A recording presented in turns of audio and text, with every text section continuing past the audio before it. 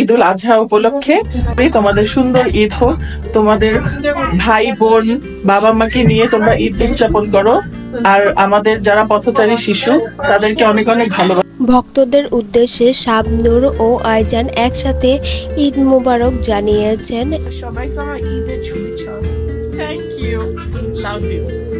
আইজানের জন্য দোয়াও চেয়েছেন শাবনূর, নিজের জন্য দোয়া চেয়েছেন, ভক্তদের জন্য দোয়া করেছেন। তিনি এই সব কথার মাধ্যমে ঈদ মোবারক জানিয়েছেন সবাইকে।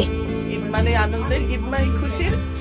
ঈদ মানেই ত্যাগ, ত্যাগের মাধ্যমেই আমরা ঈদ পালন করি, শাবনূর বলেছেন।